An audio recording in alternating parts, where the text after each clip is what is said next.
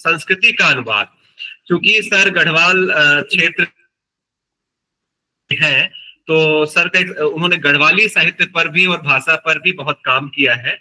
Sir आप अंग्रेजी में भी आपने स्नातकोत्तर की उपाधि प्राप्त की है, साथ ही आप स्वर्ण पदक भी रहे। एमए हिंदी में डिलीट की उपाधि आपके पास है। और उत्तराखंड आपने कविता, कहानी, उपन्यास, एकांकी, दोहा, लघु कथा, खंड काव्य, समीक्षा, इन तमाम विधाओं में आपकी महारत हासिल है। आपने अपनी कलम चलाई है। आपकी प्रकाशित पुस्तकें हैं मौसमी गढ़वाली भाषा में है, मौसमी खुंदेड़ू, गढ़वाली पटियाला और यादों के खंडहर, ये पटियाला से प्रकाशित है। साथ ही गढ़वाली के साथ साथ कहानी संग्रह भी आपके कई हैं, माटी का कर्ज और मिस्टर एंड डैनी एवं अन्य कहानियां। इसके साथ ही 21 श्रेष्ठ कहानियां। अनुवाद के क्षेत्र में भी आपने काम किया है, जो कि बहुत ही स्वागत योग्य है। समकालीन वर्मी कविताओं का आपने अनुवाद किया है, वर्मी भाषा की कविताओं का आपने अनुवाद किया है, और बिखरे मोती जो कि पंजाबी से हिंदी में है। ये अनुदित आपकी पुस्तकें हैं। शब्दावली और शब्दकोश निर्माण में भी आपकी जो है आपका महत्वपूर्ण योगदान है। बाल कहानी संग्रह है आपकी, कई उपन्यास है, लघु कथा संग्रह है। इसके साथ ही आपने भारतवर्ष के विभिन्न विश्वविद्यालयों के विभिन्न समितियों के सदस्य रह चुके हैं। उत्तराखंड संस्कृत विश्वविद्यालय के हिंदी विभाग के आप पूर्व अध्यक्ष एवं कला संकायाध्यक्ष के पद को भी आपने सुशोभित किया है। और इसके साथ ही कई सम्मान आपको प्राप्त हैं। और अनुवाद की संस्कृति और संस्कृति का अनुवाद विषय पर आज आप अपनी बात रखेंगे। बहुत बहुत स्वागत है सर आपका कि आप हमारे साथ जुड़े। तो कृपया सर आप अपनी बात रखें। धन्यवाद। मेरी आवाज पहुंच रही है आप तक? जी सर। अच्छा, ठीक। जी सर, आवाज आ रही है। या देवी सर्वभूतेषु शब्द रूपेण संस्थिते नमस्तस्ये नमस्तस्ये नमस्तस्ये नमो नमो।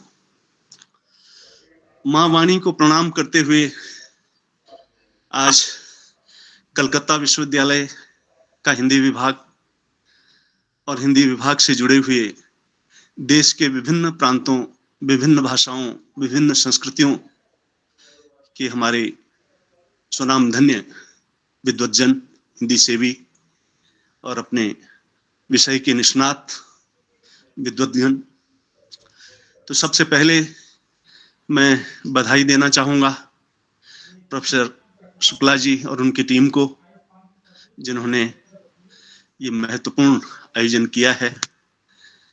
और हिंदी के उन्नयन में कलकत्ता विश्वविद्यालय का बड़ा ऐतिहासिक नाम है, काम है, और इस श्रृंखला से जुड़कर निश्चित रूप से मुझे भी गर्व की अनुभूति हो रही है। और मित्रों, मेरा विषय है संस्कृति का अनुवाद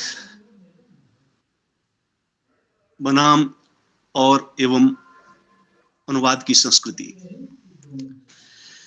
जैसे मित्रों हमको ज्ञात है, जब भावों का स्फुरण हुआ होगा मानव जीवन में, अनुभूति और अभिव्यक्ति की का शिलान्यास हुआ होगा, तो संभवतः अनुवाद का भी जन्म हो गया होगा। अनुवाद और संस्कृति, भाषा, संस्कृति और समाज एक त्रिभुज है, एक त्रिकोण है, एक ट्रिडेंट है, एक त्रिवेणी है। अनुभूति और अभिव्यक्ति की त्रिवेणी, भाव, भावना और संभावना की त्रिवेणी अपने भीतर को अभिव्यक्त करने का जो माध्यम है। और यदि हम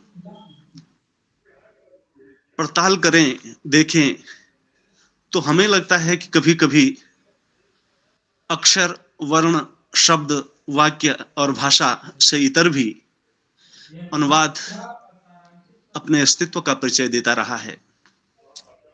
कभी कभी अनुवाद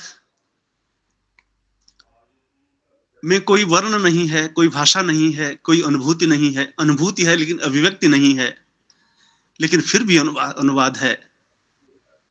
आप कल्पना करें, एक छोटा सा बालक, साल 1.5 साल का बच्चा है, उसका जो रुदन है, अब जब रो रहा है तो कोई पड़ोसी या सुनने वाला कह रहा है कि बच्चे को भूख लगी है, लेकिन माँ कह रही है कि भूख का रुदन नहीं है, ये उसके पेट में दर्द है, पीड़ा है, ये उसका रुदन है। वहां डिफरेंशिएट हो रहा है कि भूख का रुदन अलग तरह का है, पीड़ा का रुदन अलग तरह का है। उसमें कोई शब्द नहीं है, उसमें कोई वर्ण नहीं है, उसमें अभिव्यक्ति का कोई वाक्य या भाषा का संरचनात्मक वाक्य विन्यास नहीं है, लेकिन तो भी संप्रेषणीयता है, तो भी बिनु पद चले सुने बिनु काना वाली जो अनुभूति है, वाली जो तरंग है, उसकी अनुभूति होती है। और मित्रों, संस्कृति के बिना, जैसे देह के बिना आत्मा की कल्पना नहीं की जा सकती, आत्मा के बिना देह की कल्पना नहीं की जा सकती, और दोनों के संयुक्त मिश्रण से एक जीवनानुभूति, अनुभूति को अभिव्यक्ति की जो अंतरंगता मिलती है, जो उत्कर्ष मिलता है, जो उदात्तता मिलती है और जो चरम मिलता है, वो आपके लेखन के कौशल को बिल्कुल उदात्त तक पहुंचाता है। तो संस्कृति, भाषा और अनुवाद ये अन्योन्याश्रित हैं, एक दूसरे से जुड़े हुए हैं, क्योंकि जहां होवेल्स एक बहुत बड़े थिंकर हैं, उन्होंने कहा कि हम वही करते हैं जो संस्कृति हमसे करवाती है,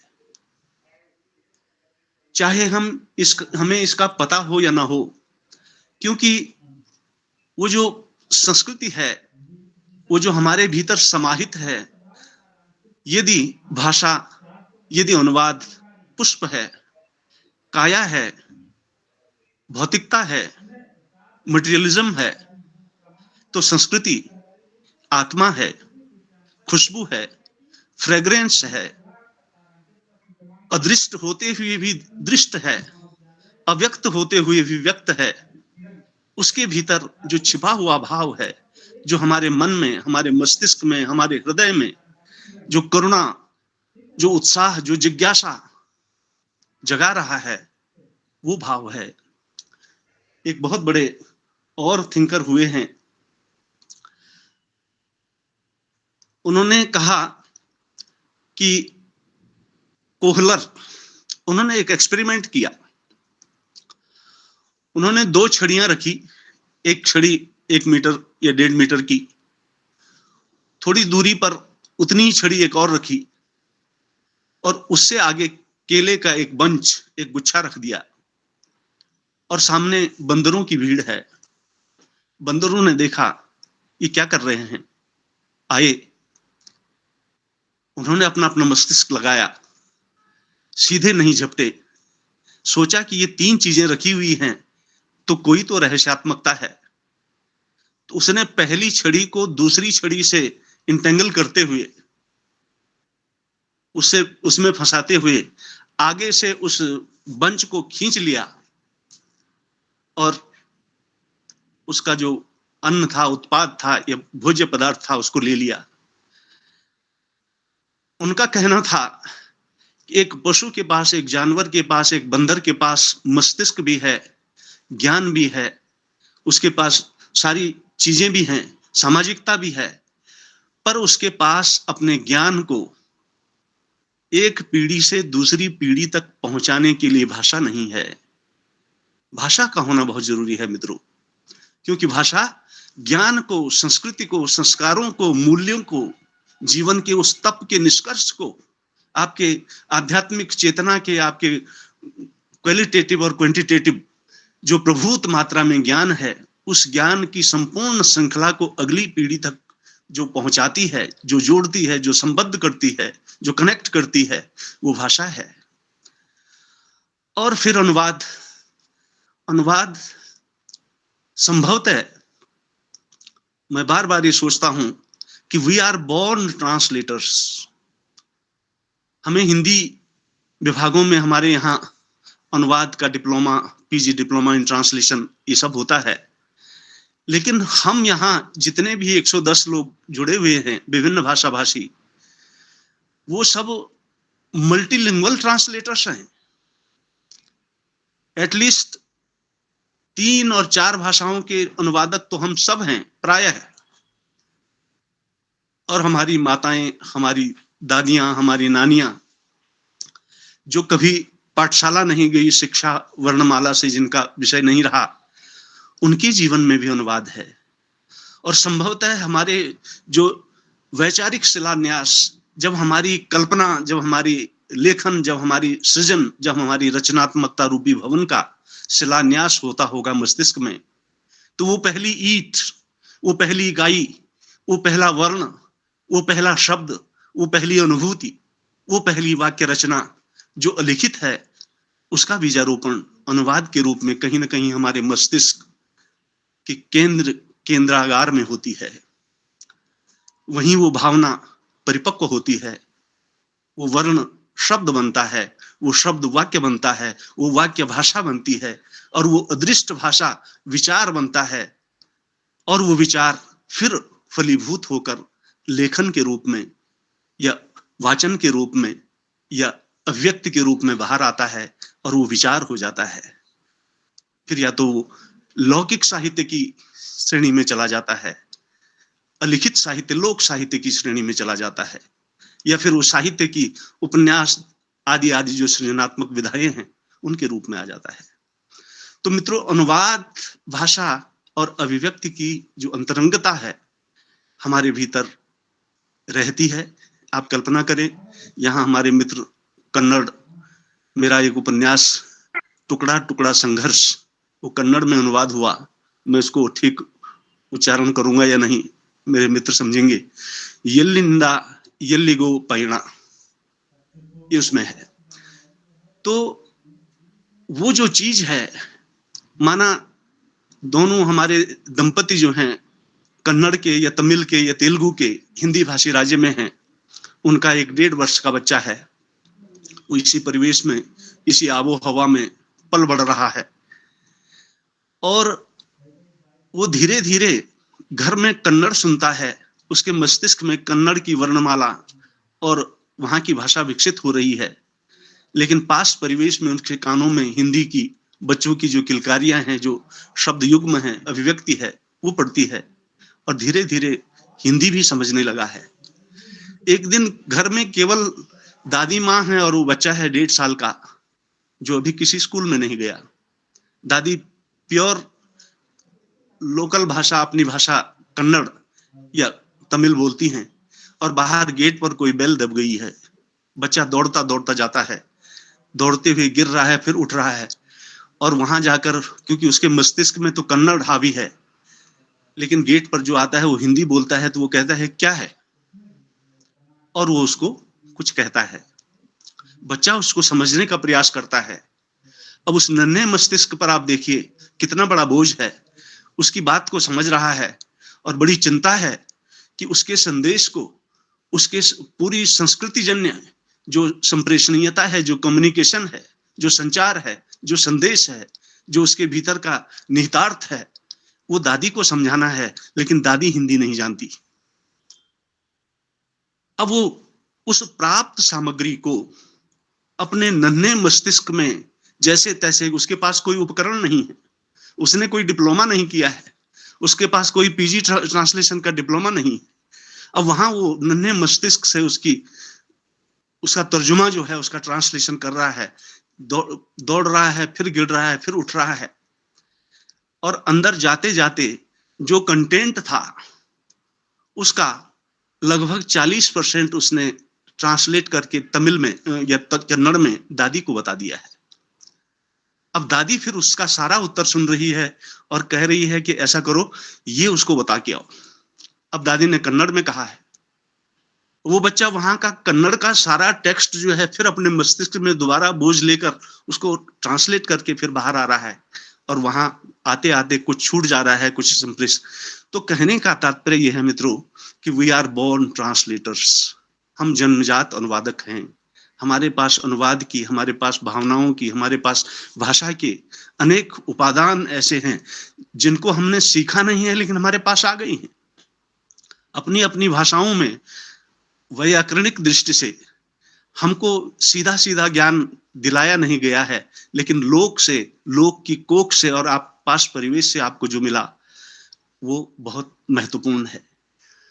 और मित्रों, जो संस्कृति है, क्योंकि भाषा संस्कृति के विकास में बहुत सहायक है, और संस्कारों के साथ जब हम चलते हैं, जब हम संस्कृति की बात करते हैं, जब हम अनुवाद की बात करते हैं, जब हम भाव और भाषाओं की बात करते हैं, तो ये बहुत आवश्यक है कि हम ये जानें कि हम जिस भाषा, क्योंकि हमारे पास दो वो जो तट हैं, नदी है, जो अनुवाद की नदी है, भाषा की नदी है, उस भाषा की नदी के दो तट हैं। एक है सोर्स लैंग्वेज, स्रोत भाषा, और एक है टारगेट लैंग्वेज, लक्ष्य भाषा। और वो संस्कृति, उस संस्कृति और उस समूची परंपरा का जो मल्लाह है, जो बोट्समैन है, जो पायलट है, लेकिन नाव को चलाने वाला, खेने वाला है, वो अनुवादक है, वो ट्रांसलेटर है। उसके पास एक बड़ा संकट है, क्योंकि अपनी नाव को भी सुरक्षित रखना है, उस नाव में बैठे हुए जितने यात्री हैं उनको भी सुरक्षित उस पार ले जाना है, और उनके पास जो संपदा है, जो भाव हैं, जो संस्कृति और जो संस्कार हैं, जो मूल्य है, जो उसके भीतर जो निहितार्थ है। माने हम चंद्रधर शर्मा गुलेरी जी की कहानी का अनुवाद कर रहे हैं, और करते करते वहां बात आ गई, वो जो लड़की कह रही है लहना सिंह से, तुम्हारी कुड़माई हो गई। वो जो कुड़माई शब्द है, उस कुड़माई का या पंजाबी का जो स्यापा है, जो पंगा है, जो बल्ले बल्ले है, उन शब्दों की संस्कृति का संरक्षण करते हुए दूसरी भाषाओं में उसी वोल्टेज के साथ, उसी कम्युनिकेबिलिटी के साथ, उसी ट्रांसमिटेंस के साथ संप्रेषित करना एक अच्छे अनुवादक का दायित्व है, कौशल है, कुशलता है, दक्षता है, प्रवीणता है। तो मित्रों, संस्कृति आप सामान्य तौर पर आप महसूस कर सकते हैं, बहुत बार संस्कृति हमें स्वयं परिभाषित करती है। जब हम ये कहते हैं कि माता सीता भगवान राम की, यहां तक वाक्य बहुत अच्छा चल रहा है, लेकिन हमने कहा बेगम थी, यहां आते आते थोड़ा सा भवन हिल गया। लेकिन दूसरी तरफ हमने कहा कि महारानी रजिया कुशल प्रशासिका थी, यहां बहुत ज्यादा अव्यवस्थित नहीं लग रहा है। संस्कृति और संस्कारों को आप ऐसा समझ सकते हैं कि जैसे माने हमारे घर में कोई हमारे बुजुर्ग, पूर्वज, माता पिता, दादा दादी, नाना नानी बहुत कर्मकांडी हों, सुबह 3 बजे उठकर संध्या का पानी, संध्या करना, अपने पूजा पाठ करना। और जब पिछली बार आए थे तो क्योंकि दंपति थे, पति पत्नी थे, दोनों नौकरी पेशा थे, उनके पास समय नहीं मिलता था। इस बार आए तो एक छोटा उनका पोता है, और दादा की चिंता को देखते हुए उसने कहा कि आप क्यों चिंतित हैं? कहते मुझे संध्या का पानी चाहिए। पिछली संध्या के पानी के लिए उनकी जब फुर्सत होती थी तो पिता ताकते रहते थे कि कब किसको मौका मिलेगा, और आज वो बच्चा फटाफट गया और फटक से एक पात्र में उसको भर लाया, और दादाजी बड़े प्रसन्न हुए, आनंदित हो गए कि देखो कितना अच्छा हुआ। लेकिन जब कुछ देर बाद माँ ने पूछा कि आज दादाजी ने संध्या का पानी मुझसे नहीं लिया, तो बच्चे ने कहा मैंने तो कब का दे दिया। तुमने कहा तुमने कहां से दिया? कहते मैंने दे दिया टॉयलेट से। अरे रे, दादाजी ने सुना और कहते तुमने तो मेरा सारा सब वो कर दिया है। तो संस्कार मित्रों, फिर बच्चा, वो वैज्ञानिक क्योंकि बच्चा है, वो कह रहा है कि दादाजी आप इतने आश्चर्यचकित क्यों हो रहे हैं? जो टॉयलेट वॉशरूम का जो नल है, जो पानी है, वो नल किचन में भी वही है, पानी भी वही है, सब कुछ वही है। तो किचन के पानी में आपको लग रहा है कि बहुत अच्छा है, और यहां आपको लग रहा है कि ऐसा। तो मतलब वो जो संस्कार है पानी का, हमने कहा कि भाई जल और पानी, कि शिव जी पर हम पानी चढ़ाकर आए हैं या पानी मार कर आए हैं या जल अर्पित करके आए हैं। तो भाषा हमारे यहाँ मित्रों जो संस्कारों के साथ उसका जो यूसेज है, उसका जो रजिस्टर है, उसकी जो प्रयोजनीयता है, एप्लीकेबिलिटी है, व्यवहार्यता है, उस पर सुनिश्चित करता है। और बार बार मित्रों ये आवश्यकता है देखने की कि आखिर ये सब क्या है, क्योंकि जो वो कहते हैं कि जिन्होंने R.H. रॉबिन्स ने अपने पुस्तक जनरल लिंग्विस्टिक्स एंड इंट्रोडक्टरी सर्वे में लिखा कि जहां भी लक्ष्य भाषा में सांस्कृतिक एकता का अभाव रहता है वहां पर मूल के शब्दों का एकल शब्दों द्वारा अनुवाद अपर्याप्त हो जाता है। क्योंकि अनुवाद जब हम स्रोत भाषा से लक्ष्य भाषा में करते हैं तो अनुवादक के बहुत से दायित्व होते हैं, क्योंकि वहां की जो संस्कृति है, वहां की जो संस्कार हैं, वहां के जो मूल्य हैं वो बदले नहीं।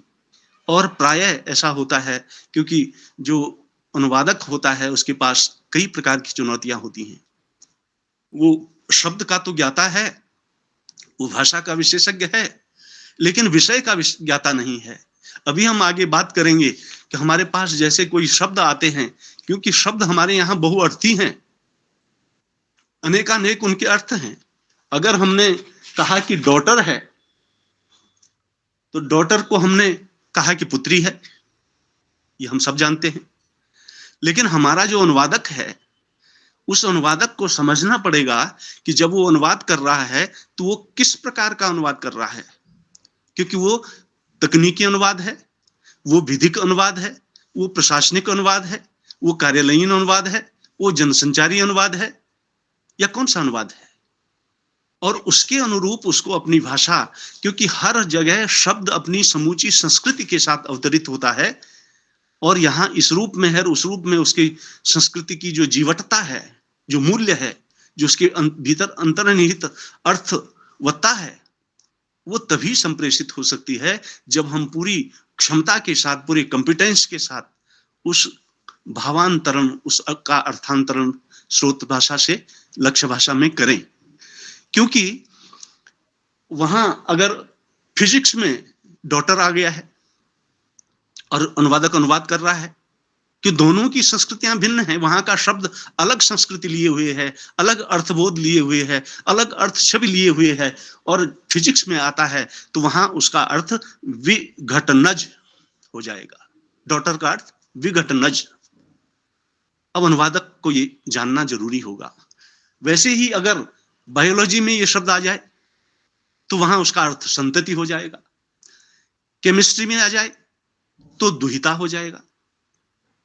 हमारे यहाँ हम लिंग्विस्टिक्स की तरफ चलें तो हमारे यहाँ दुहिता का मतलब है कि दूध दुहने वाली। इसका जो मूलार्थ है वो दूध दुहने वाली है, दूध निकालने वाली है। धीरे धीरे जिसने दूध नहीं भी निकाला, जिसकी गाय या गौशाला से कोई संबंध भी नहीं है, आज वो भी पुत्री है। तो कहने का तात्पर्य है मित्रों, और यही अगर जियोलॉजी में चला जाएगा तो इस डॉटर का अर्थ मूलज हो जाएगा। ऐसे ही नहीं, अगर जियोग्राफी में होगा तो डॉटर का मतलब है उप, और वही उप अगर हमारे सामान्य टर्मिनोलॉजी में आ जाएगा, सामान्य शब्दों में आ जाएगा, क्योंकि हमारे यहाँ शब्दों के 3 प्रकार हैं मित्रों। हमारे यहाँ एक शब्द है सामान्य, एक शब्द है अर्ध पारिभाषिक, और एक है पूर्ण पारिभाषिक। हमने कहा कि दर्शन, अच्छा हुआ कि आज हिंदी विभाग के सौजन्य से आप सबका दर्शन करने का सौभाग्य प्राप्त हुआ। यहां दर्शन सामान्य शब्द है, लेकिन हमने कहा कि डॉक्टर सरफराज, मैं नाम देख रहा हूं, पता नहीं आधा है पूरा, सरफराज जी दर्शन शास्त्र में डिलीट करने के लिए या बहुत बड़ा अनुसंधान करने के लिए कल जर्मनी जाने वाले हैं। तो पहले का दर्शन और अब का दर्शन शास्त्र दोनों का अंतर है। दूसरा दर्शन शास्त्र टेक्निकल टर्म है, पारिभाषिक शब्द है, और पारिभाषिक शब्द निर्विकल्प होता है। हमारे यहाँ जो सामान्य शब्द है, मैं बार बार उसको कहता हूं कि वो एक बहुरूपिया की तरह होता है। वो बार बार छल कर देता है। सोमवार को आपको मिला तो शूर्पणखा की भूमिका में था, मंगलवार को मिला तो हनुमान की तरह था, तीसरे दिन, चौथे दिन, मतलब सप्ताह के 6 दिन मिला और 6 दिन उसकी भूमिकाएं अलग अलग थी। इसलिए वो सामान्य शब्द है। सामान्य शब्द बड़ा भ्रामक होता है। वो आपको किसी भी मोड़ पर दगा दे सकता है, आपके अनुवाद की अभिव्यक्ति को, आपकी भाव स्रोत भाषा के सारे संदेश को, सारे मैसेज को, सारी कम्युनिकेबिलिटी को पंगु कर सकता है। इसलिए क्योंकि हमारे पास केवल अनुवाद करना, शब्दों को वहां तक पहुंचाना नहीं है। आप कल्पना कीजिए कि हमारा जो अनुवाद रूपी मल्लाह है, बोट्समैन है, नाविक है, उसके समग्र चुनौती क्या है कि सबसे पहले तो जो उसमें बैठने वाले हैं, भाषा के जो यात्रीगण हैं, उनको ले जाना है। हर भाषा के व्यक्ति की अपनी शब्द संपदा है, अपने संस्कार हैं, अपने मूल्य हैं, अपने जीवन है, अपनी संस्कृति है, उसको लेकर वो जा रहा है। क्योंकि अगर वो अकेले चला गया तो उसकी संस्कृति यहां छूट जाएगी।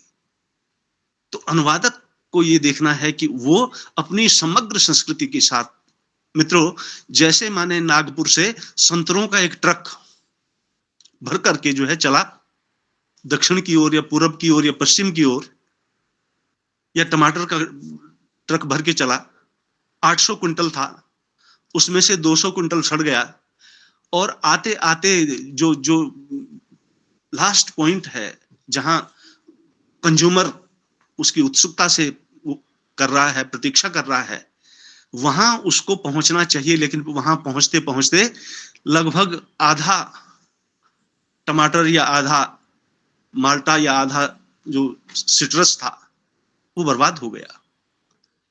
तो ड्राइवर का कौशल इसमें है कि बहुत लंबी दूरी तक ले जाने पर भी वो पेरिशेबल है, उसके भीतर पेरिशेबल गुड्स हैं।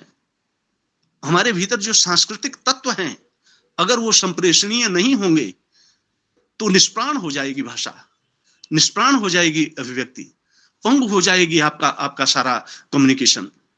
इसलिए जो समूची संस्कृति है, पूरी जीवंतता के साथ, पूरी उसके साथ उसको अनुवाद में लाना, ये एक निश्चित रूप से बड़ी चुनौती है। और मित्रों, क्योंकि संस्कृति के अलग अलग अध्याय हैं, अलग अलग बातें हैं, और वो कहता है कि जब रुदन बच्चे का नैसर्गिक गुण है, अगर बच्चा जन्म लेते ही रो रहा है तो कोई खास बात नहीं, हो तो उसका बाय डिफॉल्ट है। लेकिन बड़े होने पर, कुछ बड़े होने पर, कुछ समझदार होने पर, कुछ विज्ञ होने पर, कुछ और प्रबुद्ध होने पर, किसी अपने व्यक्ति की विदा होने पर, किसी अपने अति आत्मीय संबंधी के देहांत पर, जब वो दहाड़े मार मार कर रोता है, जब वो फूट फूट कर रोता है, वो रुदन सांस्कृतिक होना है। वो पहले वाला रुदन नैसर्गिक था, वो तो बाय डिफॉल्ट था ही था। इसलिए भाषा की जीवटता, भाषा का प्राण तत्व, जो संस्कृति है, जो संदेश है, जो उसके कंटेंट है, जो अंतर्वस्तु है, अंतर्वस्तु का सुरक्षित पहुंच जाना। क्योंकि मित्रों, अनुवाद को आप, औ का मतलब है अर्थांतरण। इधर का जो बैंक है, किनारा है स्रोत भाषा का, भाषा रूपी नदी में, तो यहां से पूरा का पूरी सामग्री, पूरी भाव, पूरी संप्रेषणीयता, पूरी संस्कृति का transformation of meaning to the target language, लक्ष्य भाषा में करना, पूरी संपूर्ण अर्थवत्ता के साथ उसकी समूची संस्कृति जीवंत हो उठे। पढ़ने वाले को, सुनने वाले को, देखने वाले को ये लगे कि केवल भाषा का अंतरण है, अंदर का कंटेंट वही है जो वहां था, वो छूटना नहीं चाहिए। नू का मतलब है रिप्रेजेंटेशन, नुमाइंदगी। क्योंकि अनुवादक दो भाषाओं की, दो संस्कृतियों का रिप्रेजेंटेटिव है। अगर जरा भी एक के साथ चूक हो गई, नजर हटी, दुर्घटना घटी वाला जो सीन है, जो दृश्य है, जो परिदृश्य है, वो एक सफल अनुवादक के साथ है, बड़ी चुनौती है उसके साथ।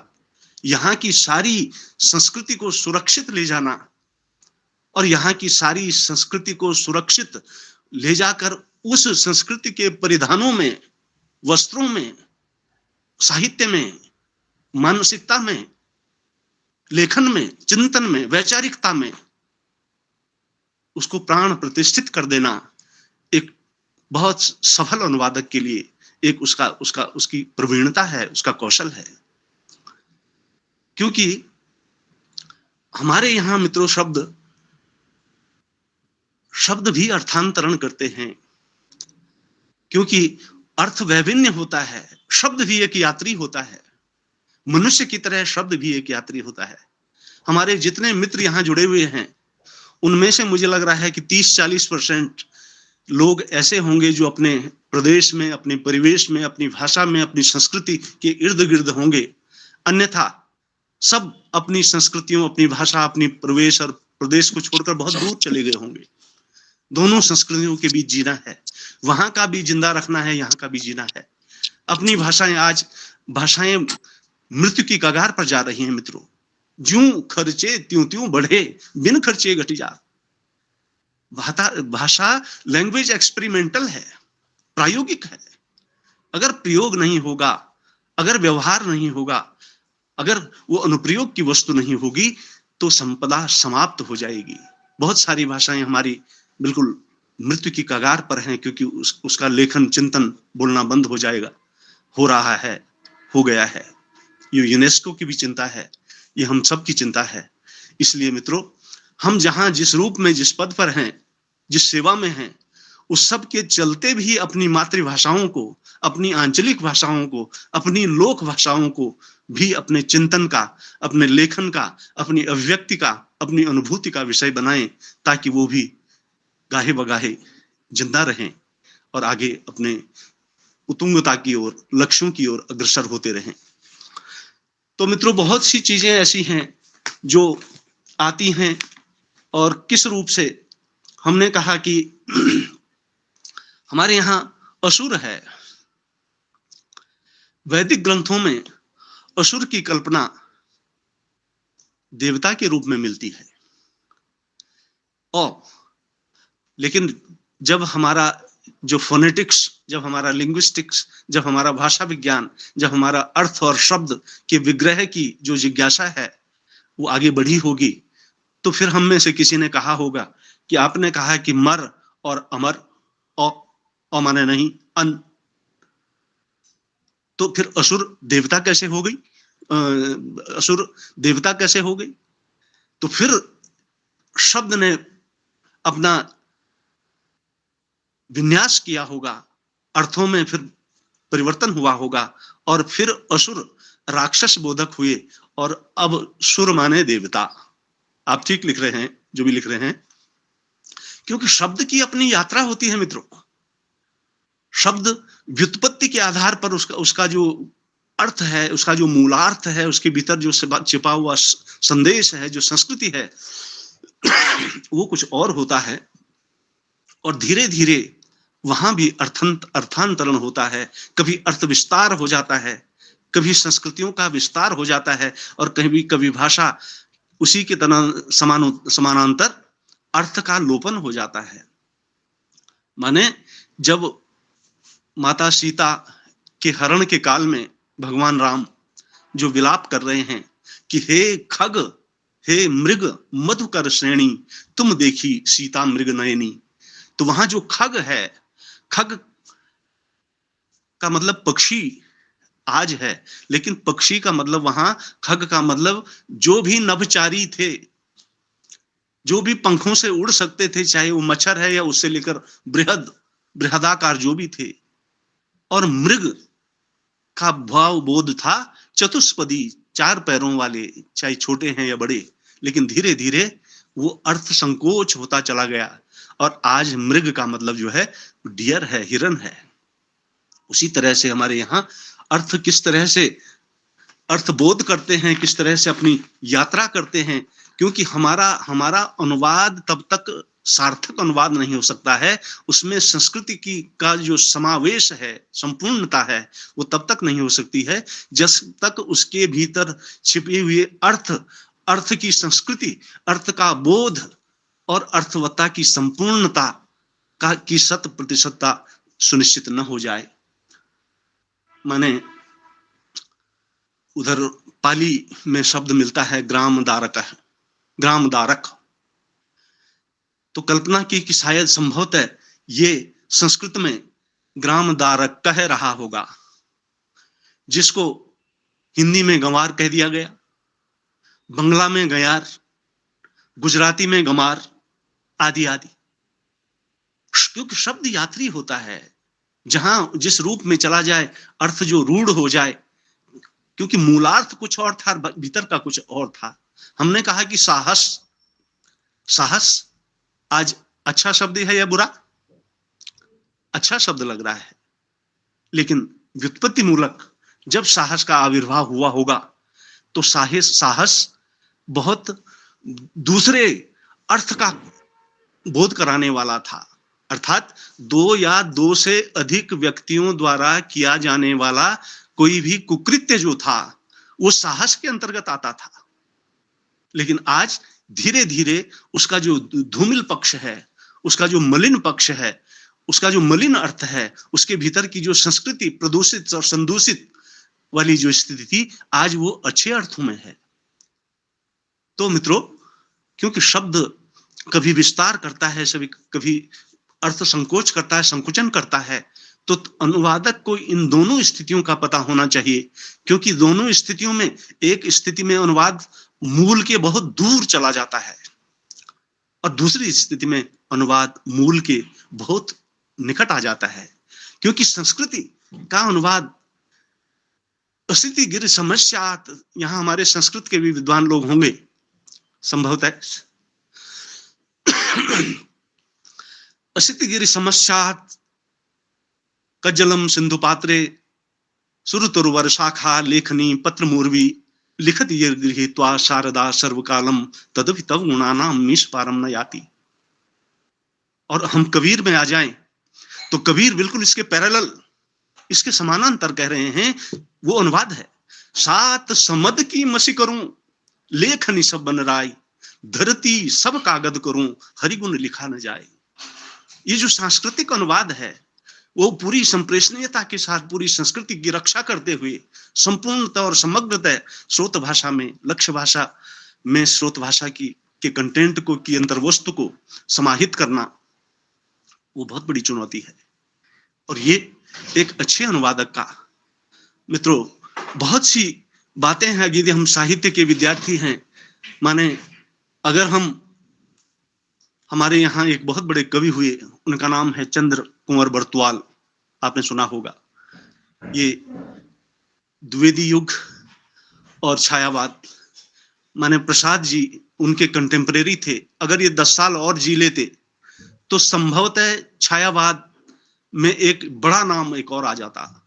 वो लिख रहे हैं कि मेरे आंसू ग्रहण करो मां, इसी योग्य में नहीं किंतु तुम मुझको उर के बीच धरो मां, मुझे गोद में धर पृथ्वी की नगर नगरियों में विचरो मां, मेरे माथे पर करुणा की वर्षा बनकर सदा जरो मां।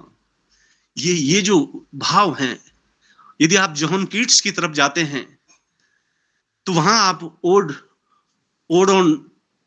टू नाइटिंगेल, वहां आप देखेंगे कि my heart aches and drowsy numbness pains my sense as though of hemlock I had drunk. वो जो है, फिर अगर आप प्रसाद की तरफ चलें तो माने कहने का तात्पर्य ये है मित्रों कि बहुत सी चीजें जो हमारी भाषा में, जो हमारी शब्द में, जो हमारी अनुभूति में, जो हमारी अंतरंगता में हमारे पास आते हैं, वो अलग अलग अर्थों में संप्रेषित होते हैं।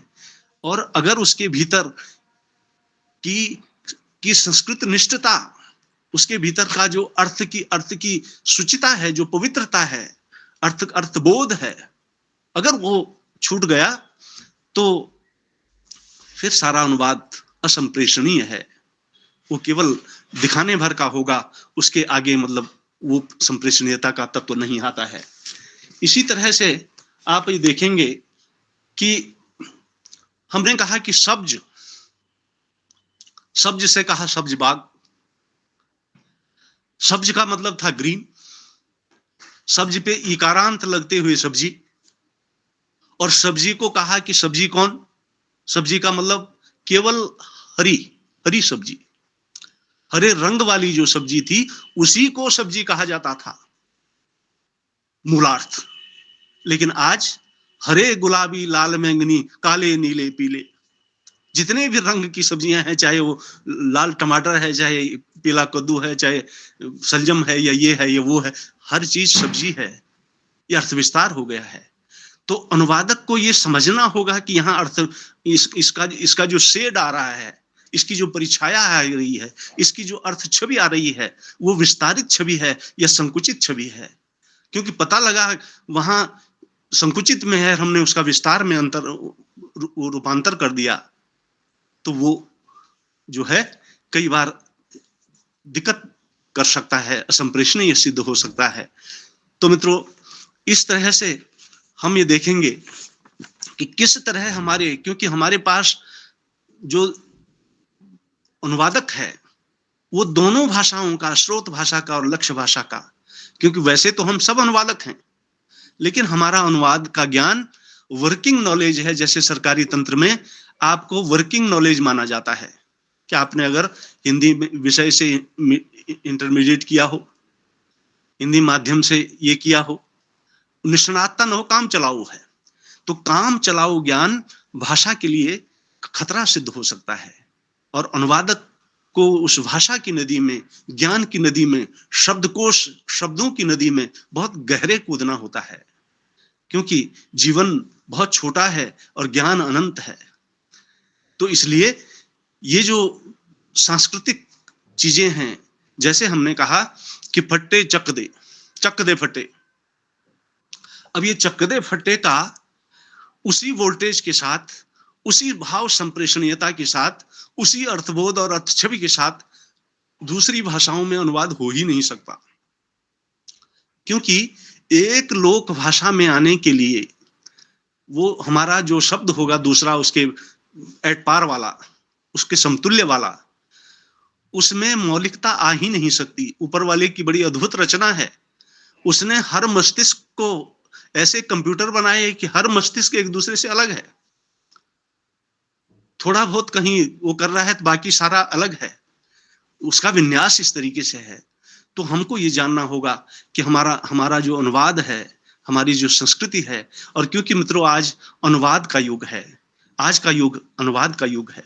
आज हमारे पास जो ज्ञान पहुंच रहा है, जो सूचना पहुंच रही है, जो विज्ञान पहुंच रहा है, जो प्रौद्योगिकी पहुंच रही है, वो translation, that is the translation of translation से ट्रांसलेशन, अनुवाद के अनुवाद का अनुवाद है। जैसे हमने बच्चे का उदाहरण दिया था कि दादी का जो कंटेंट था 100%, वो बच्चा 60 ही ग्रहण कर पाया, और बाहर जाकर बच्चा उसको 18% ही कम्युनिकेट कर पाया है? तो जो हमारा मूलार्थ छूट जाए वो अनुवाद की अक्षमता है। इसलिए अनुवादकों को, भाषा विदों को, क्योंकि हमने कहा कि कैपिटल, और कैपिटल का मतलब हमने कहा कि यहाँ की कैपिटल, कि बिहार की कैपिटल पटना, दिल्ली की, भारत की कैपिटल दिल्ली, या फिर कैपिटल कहा कि पूंजी। लेकिन हमको जानना होगा मित्रों कि कैपिटल अगर फिजिक्स में आता है तो वहां न पूंजी है न राजधानी है, वहां मुख्य है। वही अगर जूलॉजी में आता है तो वहां उसका नाम यंत्र है। मैथमेटिक्स में आता है, हमारे मित्र कुछ मैथमेटिक्स के जुड़े होंगे यहाँ, वहां घात है, वहां मानावली है। और ये मेरा सौभाग्य रहा मित्रों, भारत सरकार के वैज्ञानिक एवं तकनीकी शब्दावली आयोग में पिछले 30 वर्षों से मैं लगातार जुड़ा रहा हूं। चाहे विज्ञान संबंधी शब्दकोश हो या प्रशासन हो, लगातार उनसे जुड़ने का सौभाग्य मिला। और वहां शब्द कैसे बनते हैं, शब्द कैसे होते हैं, शब्द का निर्माण कैसे होता है, और कभी कभी एक एक शब्द के लिए बृहद चर्चाएं होती हुई देखी हैं। विद्वानों से 2-2, 3-3 दिन शास्त्रार्थ, गहन शास्त्रार्थ कह रहे हैं ये होना चाहिए, ये होना चाहिए। फिर प्रमाण आ रहा है कि ये भौतिकी में ऐसा है, ये रसायन में ऐसा है, ये आयुर्विज्ञान में ऐसा है, ये अंतरिक्ष विज्ञान में ऐसा है, ये समुद्र विज्ञान में ऐसा है। तो बड़ा अद्भुत, मतलब हमारे पास भारत सरकार की जो आयोग द्वारा निर्मित जो शब्दकोश हैं, मैं सभी से निवेदन करूंगा, अपने जितने भी विद्वज्जन यहाँ बैठे हुए हैं हिंदी और अन्य भाषाओं के, उन प्रामाणिक ग्रंथों को, शब्दकोशों का प्रयोग करना प्रारंभ करें। मित्रों, बहुत बार हम विज्ञान लेखन करते हैं, भारतीय भाषाओं में लेखन कर रहे हैं। आज प्रदेश और देश की बहुत सारी ऐसी अकादमियां हैं, ग्रंथ अकादमियां हैं, जिनका मैंडेट, जिनका मूल उद्देश्य जो है हायर एजुकेशन में मौलिक लेखन को, वैज्ञानिक लेखन को, अनुसंधान परक लेखन को और शोध कार्य को आगे बढ़ाना है।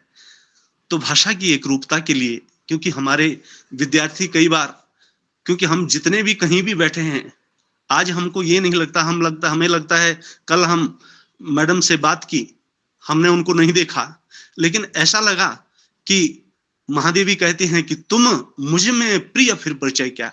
जो हमारे जितने मित्र बैठे हुए हैं, हम भले ही भौतिक रूप में अपरिचित हों, लेकिन हम परिचित हैं, क्योंकि हम शब्द के अध्येता हैं, शब्द के मार्ग पर चलने वाले, शब्द ब्रह्म के उपासक हैं। तो वहां परिचय की आवश्यकता नहीं होती, वहां अंतरंगता, अपनत्व, ये नैसर्गिकता है। हम बार बार विद्यार्थियों को कहते हैं कि बच्चों, हम तो यहाँ बैठे हुए हैं, लेकिन इस शब्द का पराक्रम देखिए, शब्द का चमत्कार देखिए, कहां कहां उसने पहुंचा दिया। मैं शब्दों का व्यापारी हूं, शब्द बाग में रहता हूं, भावों का मोम जगत को दे, स्वयं आग में रहता हूं। शब्द की उपासना, शब्द ब्रह्म की उपासना बड़ी कठोर उपासना है मित्रों, और इस कठोर उपासना का पारिश्रमिक यही है कि आप जैसे मित्र, आप जैसे शब्द का अनुसंधान करने वाले, संधान करने वाले जो व्यक्ति हैं, उनसे सहज रूप में परिचय हो जाता है, पूछने की आवश्यकता नहीं होती है। यही शब्द की संस्कृति है, यही शब्द का मूल्य है, यही शब्द का पुरस्चरण है, पुरस्कार है। तो इसलिए हमें जानना होगा, क्योंकि कभी कभी मित्रों हमारे पास एक ही अर्थ छवि वाले बहुत से शब्द आ जाते हैं, जो लगभग एक जैसे होते हैं। हमारे मस्तिष्क में, हमारी चेतना में, हमारे सृजन में, हमारे लेखन में, और कभी कभी हम कहते हैं कि क्या फर्क पड़ता है, इसको रख लो या उसको रख लो।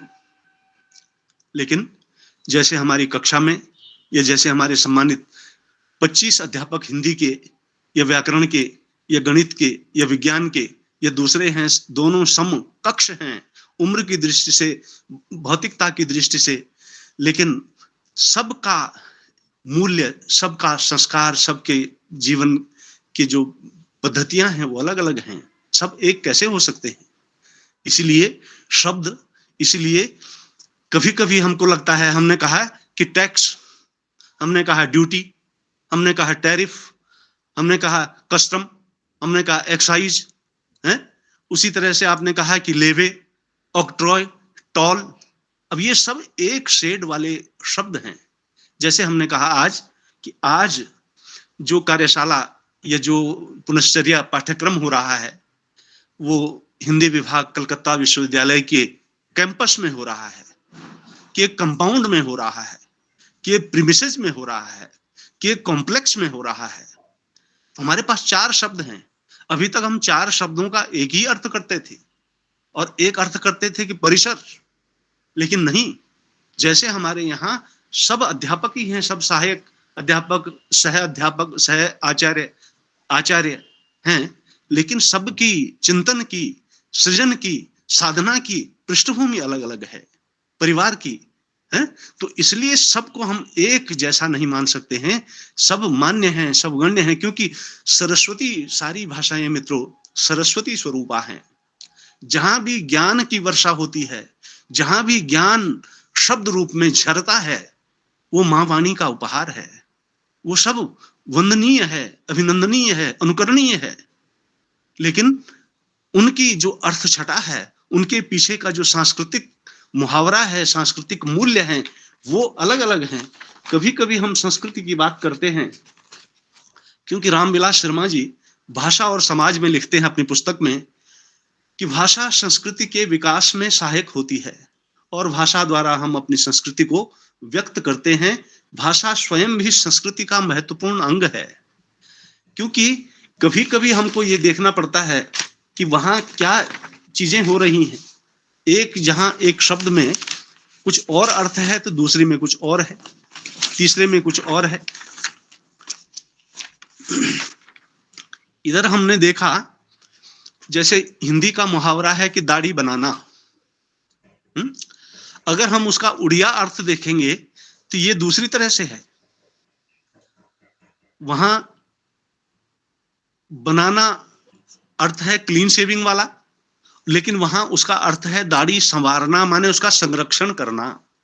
यदि हमारा अनुवादक उस अनुवाद के भीतर छिपी हुई सांस्कृतिक अर्थवत्ता से अपरिचित होगा तो हिंदी से उड़िया में अनुवाद करते हुए या उड़िया से हिंदी में अनुवाद करते हुए ये त्रुटियां हो सकती हैं, क्योंकि यहाँ का अर्थ सकारात्मक है या यहाँ का अर्थ उनके लिए नकारात्मक है, हमारे लिए सकारात्मक है।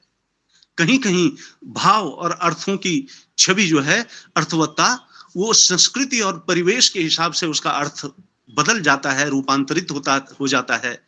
ये सजगता, हमारे भला बुरा कहना, हमारे यहाँ मुहावरा है कि भला बुरा कहना, तो भला बुरा कहना वहां है, वहां इसका दूसरे संदर्भ में है। कुशल क्षेम पूछना, माने उद्धव भ्रमर गीत आ रहे हैं, वहां का भ्रमर गीत में जो उद्धव मथुरा से ब्रज आए हैं, ये यहाँ अयोध्या सिंह उपाध्याय हरिऔध के प्रिय प्रवास में माता यशोदा पूछ रही है कि प्यारे उद्धव सुरति करता लाल मेरी कभी है, क्या होता है न अब उसको ध्यान बूढ़े पिता का, रो रो हो विकल जो हैं बार अपने बिताते, हा वे सीधे सरल शिशु क्या है नहीं याद आते। अरे उद्धव, मेरा कृष्ण ऐसा तो नहीं था, लेकिन वहां जाकर उसको क्या हो गया, उसने कभी भी मेरी याद नहीं की, कभी भी अपने बूढ़े होते हुए पिता की याद नहीं की, अपने उन बाल सहचरों की याद नहीं की। तो वो जो स्मृति है मित्रों, क्योंकि अगर वहां की संस्कृति की अर्थवत्ता को जो अनुवादक है वो छोड़ देगा अपनी अनभिज्ञता के कारण, तो बहुत अनर्थ हो जाएगा। इसलिए बहुत आवश्यक है इसको जानने के लिए, क्योंकि जसवीर भुल्लर जी की कहानी है एक लंबी मौत। अब वहां एक शब्द है सियापा, या हम इधर कहीं देख रहे थे कि हमारा इंग्लिश की एक लोकोक्ति है कि deep reverse move with silent majesty, अध जल गगरी छलकत जाए, भरी गगरिया चुप्पे जाए। गुजराती में आया खाली बर्तन रखवड़े घुणू, मराठी में अपुरिया घड़ियाला डबडब फार, तमिल कुर कुडम तुलुम्बू गिरे कुडुम तुलुबादू, उसी तरह से मलयालम में निरकुटम तुलुबुकु इल्ला, कन्नड़ तुम्बिद कोड तुल कुबदिल्ला। अब मैं कितना उच्चारण कर पा रहा हूं क्योंकि मैं उनका विज्ञ नहीं हूं, ज्ञाता नहीं हूं, तो संभवतः जो उच्चारण की त्रुटियां हो रही होंगी। और तेलुगु में है कि निडु कुंड तोड़ालू। तो कहने का तात्पर्य यह है कि जैसे हवा और पानी ये हमारे पूरे देश में एक जैसी है, लेकिन आप लोग शहरों में हैं, सारे साधन संपन्न हैं, सारी सुविधाओं युक्त हैं, लेकिन बचपन में मां जिस कढ़ाई पर जो सब्जी बनाया करती थी, जो अभाव के जमाने का जो स्वाद होता था, वो लौट कर फिर से नहीं आया। आपने सब कुछ देखा, लेकिन मां के हाथ वाला वो जो स्वाद है। हमारी एक पुस्तक है कान्हा की बांसुरी, तो उसमें कहा हमने कि मां कौन है? मां चैतन्यता है, मां सृजन है, मां वाणी है, मां शब्द है, मां अनुभूति है, मां अभिव्यक्ति है।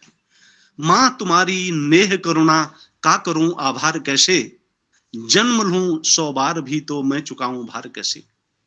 वो जो नैसर्गिकता है मित्रों, वो संस्कृति क्या है? संस्कृति वो है आज सब कुछ होने के बाद भी जो बार बार आपके बच्चे आपसे बात करते हैं, आपका परिवार आपसे बात करता है, लेकिन आपको लगता है कि मैं कुछ खो रहा हूं, कुछ छूट रहा है मुझसे, कहीं किसी 24 घंटे के किसी कालखंड में, किसी समय में आपको एक अनुभूति होती है, एक बोध होता है, एक तड़प होती है कि पिताजी से बात करनी थी,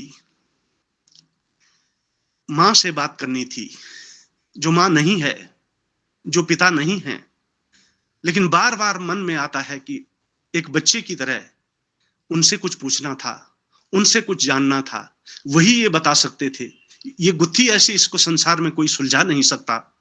और जो ये तड़प है मित्रों, जो ये बेचैनी है, जो ये उत्कंठा है, जो ये भाव छिपा हुआ है, वही संस्कृति है, वही प्राण तत्व है, वही अंतरंगता है, जो अदृष्ट है लेकिन सर्वव्याप्त है, सर्वव्यापी, सर्वभूतांतरात्मा। माने हरिऔध कह रहे हैं कि जाता कोई जलद यदि हो व्योम में तो उसे लहा, छाया द्वारा सुखित करना तप्त भूतांगना को, जो थोड़ी भी श्रमित वह हो गोदली शांति खोना, होठों के और कमल मुख की म्लानताएं मिटाना। लेकिन कालिदास के मेघदूत की तरफ चलते हैं कि जातम वन से भुवन विदिते पुष्करावर्त का नाम गंतव्याते बसतिरल का दाम यक्षेश्वराणाम। फिर उधर अंग्रेजी साहित्य की तरफ चलते हैं। साहित्य वही है, भाव वही है, भावधारा वही है, साहित्य और भाषा का कलेवर बदल रहा है।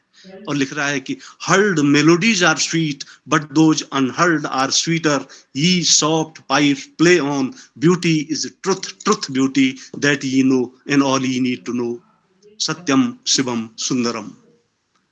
ये अनुभूति जो वैदिक ग्रंथों में है, जो संस्कृत ग्रंथों में है, जो हमारी संस्कृति के उदात्त चरित्र में है, वो संसार के दूसरी भागों में भी मिल रहा है।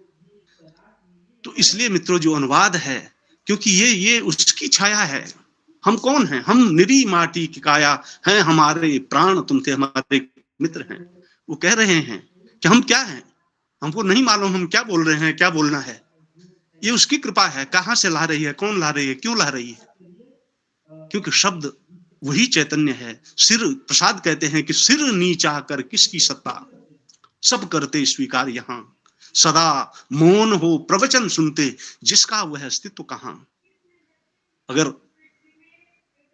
प्रसाद जी रहे हैं तो PB Shelley, our sweetest songs are those that tell the saddest thought, ये शैले कह रहे हैं।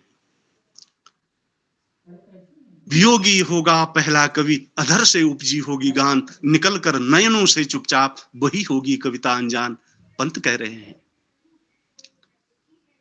कहां से कविता कहां जा रही है, लेकिन उसके भीतर का जो कंटेंट है, उसके भीतर की जो अंतर्वस्तु है, उसके भीतर का जो आंसू है, उसके भीतर का जो प्राण तत्व है मित्रों, वही संस्कृति है, वही जीवन बोध है, वही मूल्य बोध है। क्योंकि अनुवाद एक तरह से हमने कहा कि हमने भगवान के आगे प्रसाद अर्पित कर दिया है।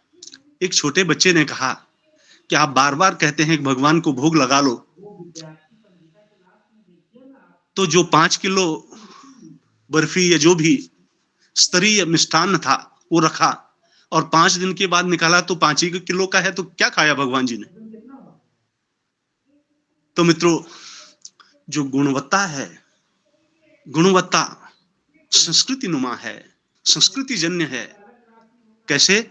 जैसे आपने अपनी कक्षा में बैठे हुए किसी बहुत ही विलक्षण प्रतिभाशाली छात्र या छात्रा को एक अपनी विषय का दुर्लभ ग्रंथ दे दिया, आज ही आया खोला और उसको कहा कि 3 दिन में इसको पढ़ के दे देना, इस पर कोई पेज फटे नहीं, पृष्ठ फटे नहीं, कहीं कोई क्षति ना हो।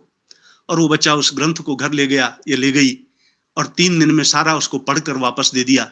आपने फिर वैसा ही उसको लपेट करके वापस जहां से आया था वहां भेज दिया। तो अब बच्चे को पूछा कि तुमने इसको पढ़ा? यहाँ पढ़ा। कि क्या पढ़ा? किताब मुझे दे दो। और उसने सारा सुना दिया।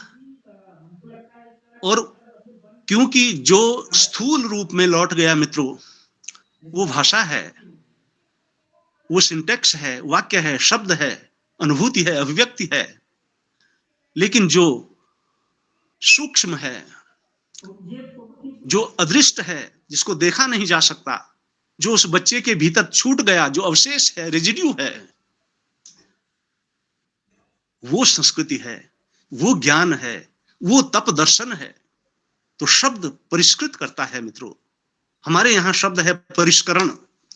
अब परिष्करण के लिए हमारे पास, अगर अंग्रेजी अनुवाद की हम बात करें, अनुवाद की संस्कृति की बात करें, हमारे पास है रिफाइनिंग, हमारे पास है अमेंडमेंट, हमारे पास है रेक्टिफिकेशन, हमारे पास है मॉडिफिकेशन, हमारे पास है प्योरिफिकेशन। दोनों, चारों, पांचों शब्द जो हैं एक ही सेट के हैं। एक को हमने कहा आशोधन, एक को कहा संशोधन, एक को कहा परिशोधन, एक को कहा शोधन, एक को कहा शुद्धिकरण, एक को कहा संशोधन, एक को कहा सुधार। तो हमको जानना होगा कि शब्द किस तरह से अपनी अर्थवत्ता की रक्षा करते हैं, और एक अनुवादक को बड़ी सक्षमता के साथ, बड़ी कुशल और कौशल के साथ अपनी भाषा को, स्रोत भाषा की समूची संस्कृति को, समूची अर्थवत्ता को, समूची गुणधर्मता को सुरक्षित लक्ष्य भाषा में ले जाते हुए, क्योंकि हमारी जो कर्ण आश्रम की वो है शकुंतला है, वो पोर्शिया नहीं हो सकती शेक्सपियर की, या शेक्सपियर की पोर्शिया हमारी शकुंतला नहीं हो सकती। दोनों की संस्कृति अलग है, दोनों की भिन्नताएं अलग हैं, दोनों की नर्चरिंग, दोनों का पालन पोषण एक तपस्वी के यहाँ पैदा होता है, पालन पोषण होता है। वो पंत जी की शब्दावली में तापसी गंगा, वो तपस्विनी है, गंगा है, पवित्र है, पूज्य है, वरेण्य है। तो उसको, उसके समक्ष आप एट पार कैसे ला सकते हैं? क्योंकि हमारे भारतेंदु जी ने मर्चेंट ऑफ वेनिस का जो अनुवाद किया, दुर्लभ बंधु, तो वहां बसेनियो का बसंत कर दिया, अंटेनियो का अनंत कर दिया। लेकिन मित्रों, क्योंकि हमारे शब्दों के पीछे, हमारी रचना के पीछे, हमारे सृजन के पीछे हमारी संस्कृति की छाप होती है। इसीलिए ग्रियर्सन कहीं लिखते थे कि you leave language and culture, but language and culture doesn't leave you for 6 generation. आज भी हमारे मित्र जो पंजाबी भाषी इस श्रृंखला में जुड़े होंगे, बहुत प्रयास वो करते होंगे धुंध कहने का, लेकिन फिर भी तुंद हो जाता होगा। वो जो लचक है, वो जो एक्सेंट की फ्लेक्सिबिलिटी है, वो बची रहेगी मित्रों, क्योंकि हमारे आंसू सूख रहे हैं। हम इतने हाईटेक हो गए हैं, इतने अल्ट्रा साइंटिफिक हो गए हैं कि हमारे भीतर की जो संवेदनाएं हैं, हमारे भीतर का जो सौमनस्य है, जो सदाशयिता है, जो कारुण्य है, जो अंतरंगता है, वो हमसे दूर छूटती जा रही है। आपको याद होगा जब पहले गांव से आप निकले थे, तो गांव से निकलने उस विछोह की पीड़ा आज भी हमारे पहाड़ों में हमारी जो बुआएं होती हैं, बहुत एज्ड, वो जब मायके आती हैं, they are more than 60 and 70 years old, लेकिन जब वहां से दूर होती हैं तो ऐसे रोती हैं जैसे 16 साल की बच्ची विदा हो रही होगी अपने माँ के घर से। उनको अपना बचपन याद आता है। और राम कुमार वर्मा जी कहते हैं कि जिस माटी की धूल लगी है मेरे तन में, उसको भला भूल कैसे सकता जीवन में। वो जो न भूलने वाली वस्तु है, वही संस्कृति है, वही चैतन्यता है, वही आत्मीयता है, वही आत्मा है। और आत्मा भाषा का कवच है मित्रों। आत्मा भाषा का अलंकरण है, अनुभूति का अलंकरण है। आपके चिंतन का, आपके लेखन का, आपकी वैचारिकता का जो अलंकरण है, वही भाषा है, वही संस्कृति है। और अनुवाद, क्योंकि अनुवाद, ट्रांसलेशन इज रिक्रिएशन। जो मौलिक साहित्यकार है वो तो एक बार अपनी रचना करता है, और अनुवाद करना बहुत कठिन है। इसीलिए इटालियन जो स्कॉलर्स थे, वो कहते हैं कि ट्रांसलेटर्स आर ट्रेटर्स, ऐसे शब्द उन्होंने कहे कि अनुवाद करना बहुत जोखिम भरा काम है, बड़ा कठिन है। हमारी एक पुस्तक पंजाबी में है, पंजाबी से अनुवाद है, बिखरे मोती, पंजाबी में उसका नाम है रुलदे मोती। हमारे मित्र जो होंगे जरूर देखें, वहां आशा सिंह मस्ताना ने उनको गाया और प्रकाश साथी उसके राइटर हैं। तो उनकी गजल है कि जदों मेरी अर्थी उठा के चलणगे मेरे नाल दुश्मन भी मेरे, वखरी है गल मुस्कुरा के चलणगे। कि जब मेरी अर्थी उठाकर चलेंगे जिस क्षण, तो उस क्षण उस अर्थी के पीछे जो लाइन लगी होगी, जो पंक्तिबद्ध जो होंगे, तो सबसे आगे आगे मेरे अभिन्न मित्र होंगे, उससे थोड़ा पीछे मेरे कम मित्र होंगे, और जो सबसे बाद में होंगे वो मेरे दुश्मन होंगे, जीवन भर जिनसे मेरी दुश्मनी रही। लेकिन क्या इधर मेरे आगे की पंक्ति के मित्र बहुत हुनक रहे होंगे, सिसक रहे होंगे, दूसरे वाले मित्र जब जब याद आ रही होगी, क्षण क्षण संदर्भगत उनकी आंखें भर रही होंगी, और वखरी है गल मुस्कुरा के चलणगे। और जो दुश्मन होंगे उन्होंने नजरें झुकाई होंगी, शीश झुकाया होगा, और रो नहीं रहे होंगे, चुप चुप करके हंस रहे होंगे। लेकिन उनका हंसना भी मेरे पास, उनकी ये जो व्यंग्योक्ति है, उनके भावनाओं का जो अनुवाद है, उस वक्त मेरे लिए कटाक्ष नहीं होगा, उस वक्त मेरे लिए प्रेम होगा, सदाशयता होगा, मेरे प्रति अनन्य प्रेम होगा। क्योंकि निंदक नियरे राखिए, जो आपके आलोचक हैं मित्रों, जो आपके तथाकथित दुश्मन हैं मित्रों, अमित्र हैं, वो आपके मित्र के भी बड़े मित्र हैं। क्योंकि मित्र तो आपको निश्चिंत कर रहा है कि सो जाओ, कोई चिंता नहीं है, और अमित्र कह रहा है कि सो मत, कभी भी बरसी चल सकती है, उठ जाग मुसाफिर भोर भई, अब रैन कहां जो सोवत है। ये चैतन्यता है, क्योंकि दुख और सुख हमारे ज्ञान और अज्ञान का अनुवाद है मित्रों। क्योंकि संसार में सुख क्या है और दुख क्या है, ये ज्ञानी सुखे दुखे समय कृत्वा, उसने कहा कुछ सुख नहीं है, उधो मन माने की बात सूरदास कह रहे हैं। दाख छोहरा छाड़ी अमृत फल, विष कीड़ा विष खात। विष के कीड़े के लिए काजू किशमिश बादाम छुआरे किसी अर्थ के नहीं है, उसको विष चाहिए। जो पियक्कड़ है, जो पीने वाला व्यक्ति है, उसको अपना अभीष्ट चाहिए। तो इसलिए अनुवाद आपके ज्ञान की वृद्धि करता है, और आप में वो क्षण, वो चैतन्यता बहुत बार, क्योंकि अनुवाद में बार बार कहता हूं मित्रों कि अगर जो मौलिक साहित्यकार है, जो मौलिक रचनाकार है, वो मकान मालिक है और अनुवादक किराएदार है, बहुत चिंतनशील है। मालिक मकान जो है वो थोड़ा इतना प्रबुद्ध नहीं है, तो किराएदार के मन में आ रहा है ये कक्ष ऐसा नहीं, ऐसा होना चाहिए था, ये जमीन ऐसी नहीं, ऐसी होनी चाहिए थी, अगर ऐसा होता तो उसकी जो इकोनॉमिक वैल्यू है, जो उसकी क्वालिटी है, जो उसकी जो उत्पाद है, जो उसका सौंदर्य है, निखर जाता। लेकिन उसके आगे सीमाएं हैं, क्योंकि वो किराएदार है।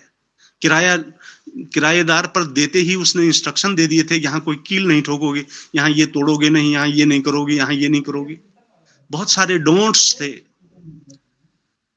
तो एक अनुवादक के पास भी लगभग वैसी स्थितियां हैं कि वो उस सामान को देख सकता है, पलट सकता है, इधर का उधर कर सकता है, लेकिन तोड़ मरोड़ नहीं कर सकता, उस पर कील नहीं ठोक सकता, उस पर नया विंडो नहीं लगा सकता, नई दरवाजे नहीं निकाल सकता, उसका सौंदर्यीकरण नहीं कर सकता है।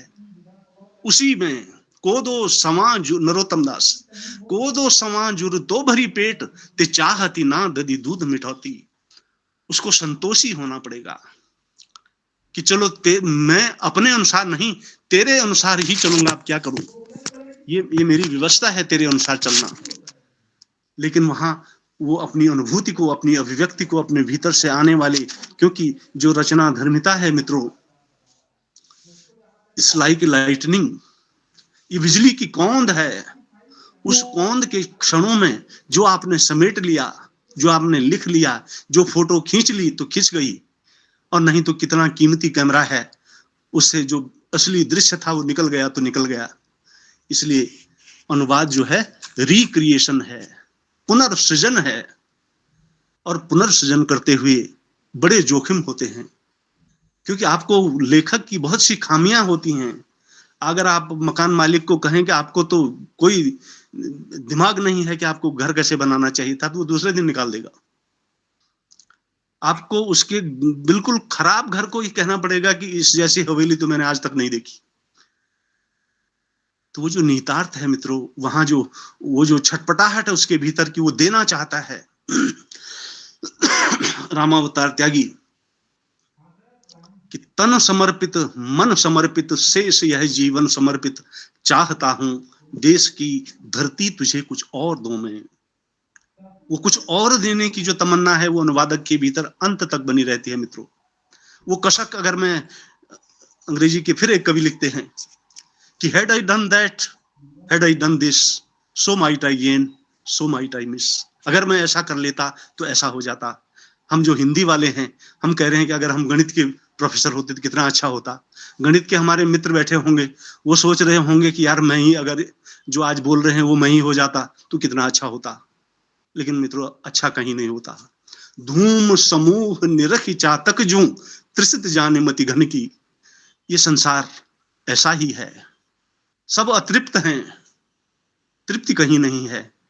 क्योंकि अब इस स्तर तक आते आते तृप्ति का बोध हो जाना चाहिए था, भान हो जाना चाहिए था, अनुभूति हो जानी चाहिए थी, उसका आभास हो जाना चाहिए था, लेकिन नहीं होता। माया महा ठगनी हम जानी, कबीर कह रहे हैं। ये ठग दुनिया है, ये दुखालय है। यहाँ ये दुखालय का जो अनुवाद करेंगे आप, क्योंकि यहाँ हर चीज सुख की प्रत्याशा में, कभी कभी हम अपने कार्यालयीन संदर्भों में हमको टिप्पणी लिखनी पड़ती है कि हमारी जो कार्य परिषद है, जो गवर्निंग बॉडी है, गवर्निंग बॉडी की अनुमति की प्रत्याशा में ये कदम उठा दिया गया है। तो ये जो सांस्कृतिक मूल्यबोध है मित्रों, संस्कृति जीवन का एक पूरा रंगपट है, एक अध्याय है। क्योंकि कृष्ण जिसको कह रहे हैं कि जब ही सुरति आवति वा सुख की जिय उमगत तन नाही। हमारी जो बहनें इधर हैं, अभी ससुराल में हैं, लेकिन मायके को तो भूली नहीं है ना। जब भी वहां की याद आती है, ये सारा दृश्य, ये सब कुछ, आंखें बंद होकर फिर उसमें डूब जाती हैं। देहरिया पर्वत बही, वो देहरी जो माँ रात दिन उसको रगड़ती रहती थी, जरा एक छींटा पड़ा उसको एकदम चमका देती थी, पूरे घर वालों को हड़का देती थी। आंगन भयो विदेश, जहां एक क्षण भी जिस आंगन से दूर नहीं होती कि इसको छोड़ूंगा कैसे, छोड़ूंगी कैसे। मैं बार बार कहता हूं कि अगर लड़की होता तो शायद कैसे होता, कैसे छोड़ते हम घर अपना। लेकिन प्रकृति सिद्ध मिदम ही महात्मा नाम, प्रकृति ने उनको वैसे ही बना दिया है, इतनी क्षमाशील, इतनी सब कुछ सहन करने वाली, धैर्यशील, प्रकृति के समान। ग्रीष्म आ रहा है उसको भी सह रहे हैं, जाड़ा आ रहा है उसको भी सह रहे हैं, सारे झंझावात। प्रसाद कह रहे हैं कि झंझा झकोर गर्जन थी, बिजली थी नीरद माला, पा करके इस शून्य हृदय को सबने आ डेरा डाला। वो जो प्रवाह है, वो शीत ऋतु में ग्रीष्म को और ग्रीष्म ऋतु में शीत की तपन और अनुभूति और तीक्ष्णता को सहने का जो बोध है, वही साधना है। और अनुवाद भी मित्रों बहुत बड़ी साधना है, क्योंकि अपने भीतर से उठने वाले उफान की भी रक्षा करनी है, और उसके आत्मसम्मान को ठेस न लगे वो जो मकान मालिक है।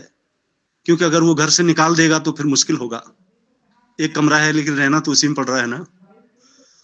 तो उसके सम्मान को भी बचाना है, अपने स्वाभिमान को भी बचाए रखना है, उसके भीतर की अर्थवत्ता को भी ले जाना है, और समूची संस्कृति नष्ट न हो अंत तक, अंतिम छोर तक, ये भी ध्यान रखना है।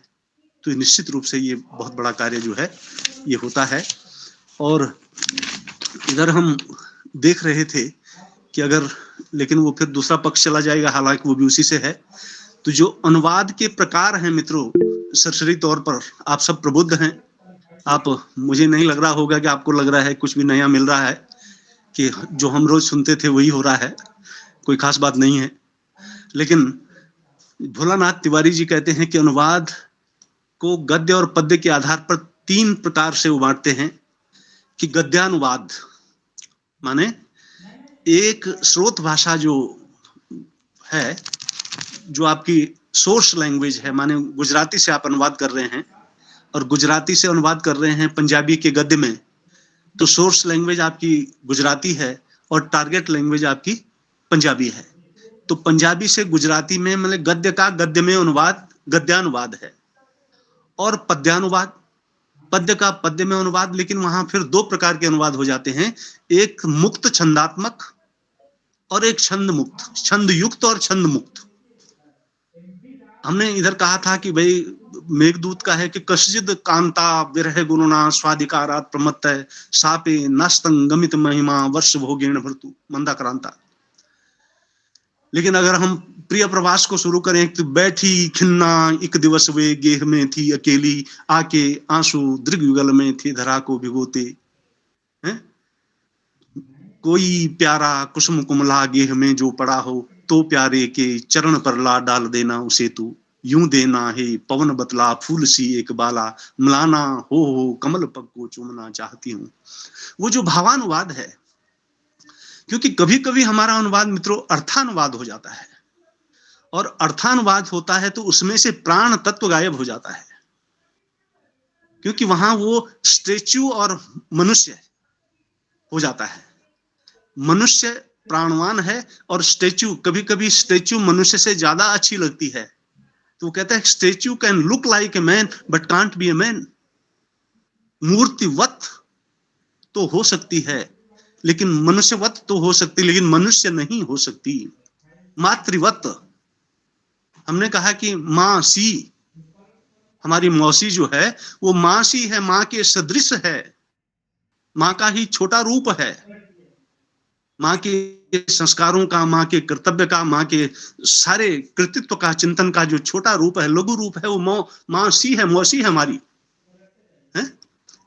तो इतनी हमारे संबंधों की अंतरंगता जो थी, अब उसका जो भावानुवाद है, आज भी आप देखेंगे जो पुराने हमारे संबंध हैं वो नैसर्गिक हैं, और आज के संबंध ऐसे हो गए हैं कि एक शहर में पिता बसे तुम, एक शहर में हम, अपना अपना दुख सहते हैं, छोटा हो या कम, ज्यादा हो या कम है?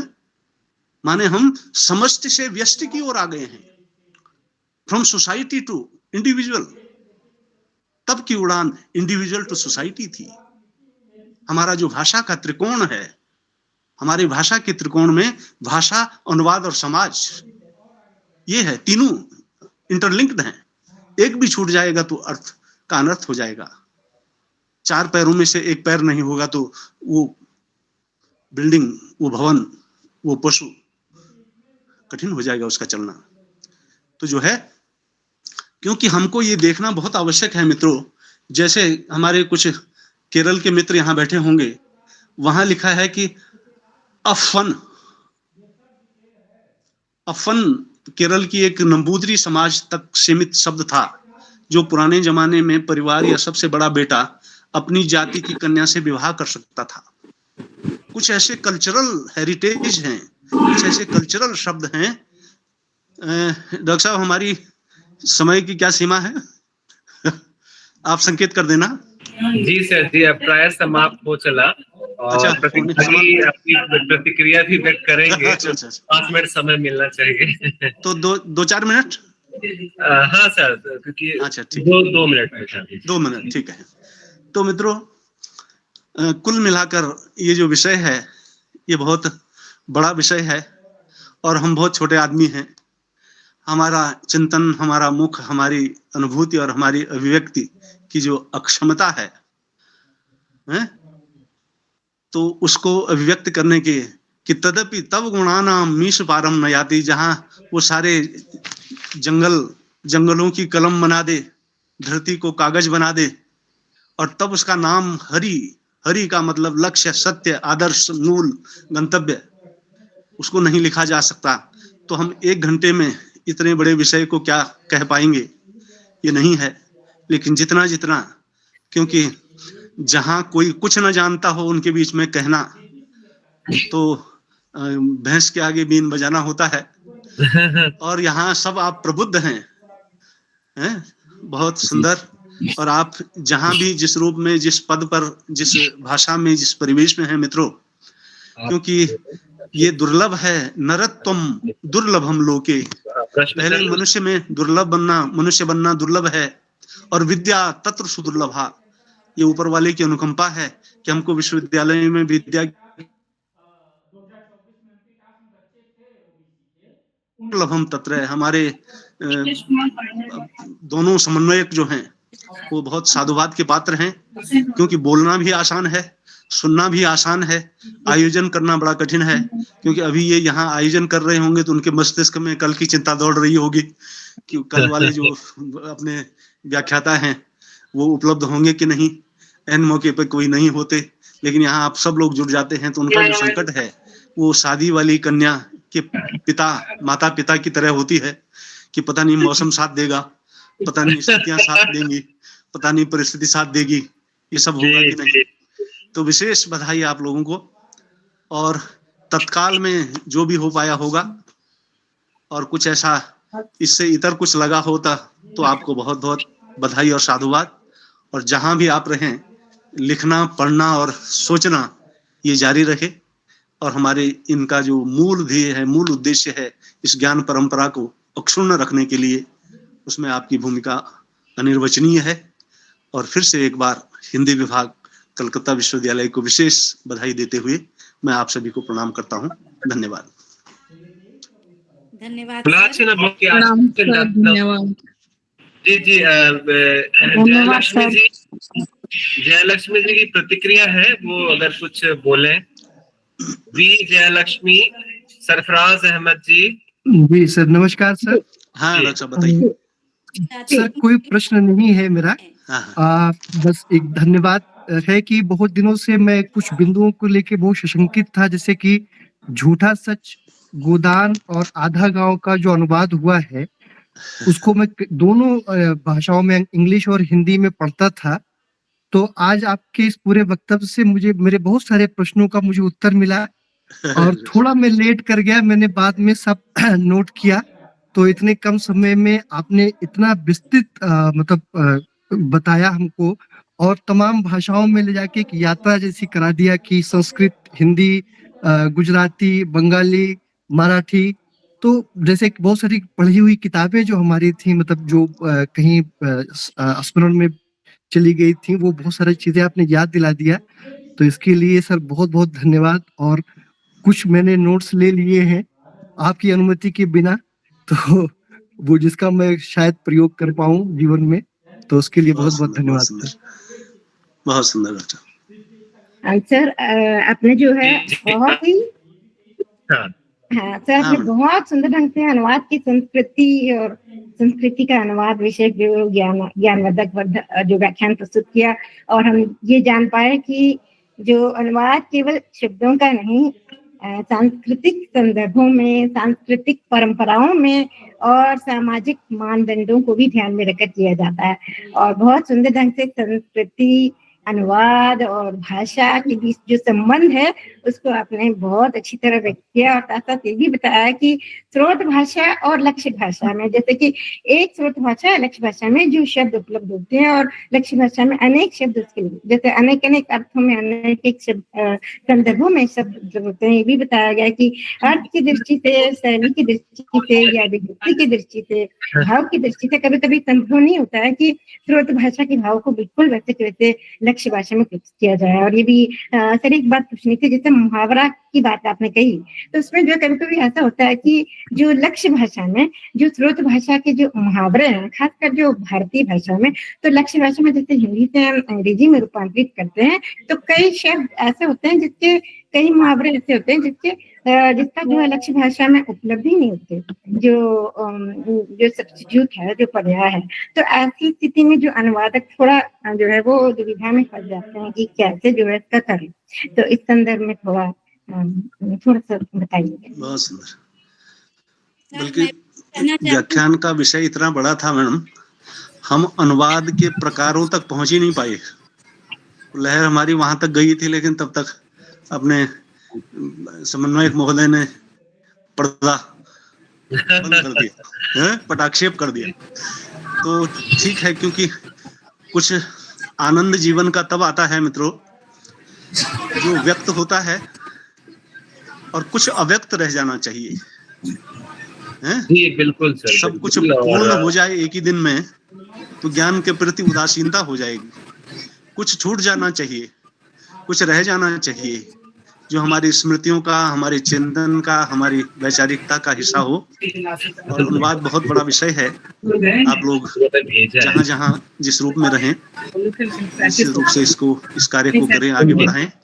जी सर बिल्कुल। जयलक्ष्मी जी जो है बहुत ही अच्छी श्रोता है, और मैम आप सर से मतलब ऐसे व्यक्तिगत तौर पे बात कर सकती हैं।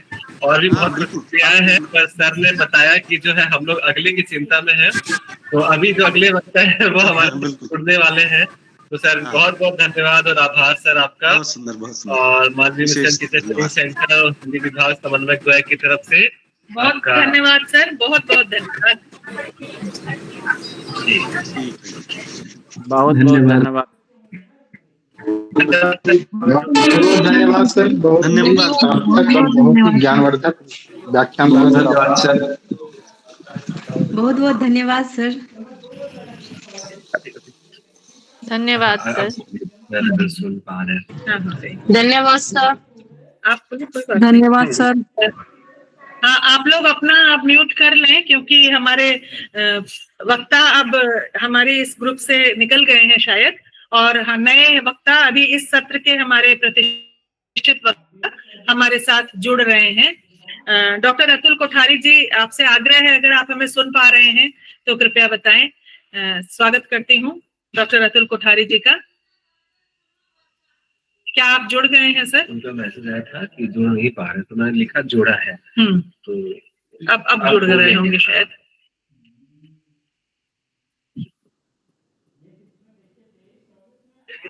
आवाज आ रही है सर? क्या आ रही? जी आ रही हो जी। बहुत बहुत धन्यवाद सर, और आपका हार्दिक स्वागत करते हैं। हम कलकत्ता विश्वविद्यालय के हिंदी विभाग की ओर से आयोजित इस पुनश्चर्या पाठ्यक्रम में समन्वयक के रूप में मैं राजश्री शुक्ला और हमारे सह समन्वयक डॉक्टर राम प्रवेश रजक, साथ साथ Malviya mission teacher training college, हम सब मिलकर और हमारे 110 प्रतिभागी सबकी ओर से आपका हार्दिक स्वागत करते हैं। मैं अपने प्रतिभागियों से ये बताना चाहती हूँ कि डॉक्टर अतुल कोठारी शिक्षा और संस्कृति के संबंध में एक बहुत ही श्रेष्ठ और बहुत सुचिंतित लेखन करने वाले, विचार करने वाले व्यक्तित्व के रूप में समादृत रहे हैं। ये शिक्षा संस्कृति उत्थान न्यास